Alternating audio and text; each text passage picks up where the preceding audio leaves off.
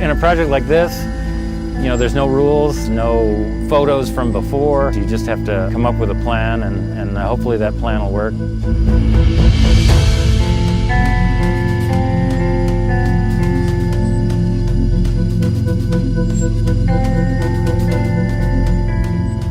We knew there was going to be complexity involved, just having the aircraft. And then as the story, as the production ideas started coming to us, we realized this was going to be very complex. It was really pretty extraordinary and quite daunting.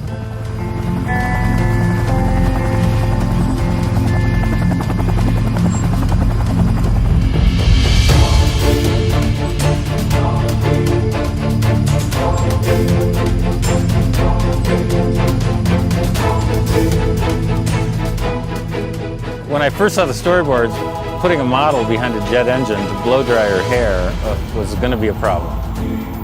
The task originally was we needed the equivalent of 1,000 blow dryers. So we even measured the wind speed coming out of a single blow dryer, multiplied it by 1,000 to come up with our final number. Somewhere near 5,000 blow dryers. We were absolutely amazed at the velocity of air that was occurring, while still being safe for the talent.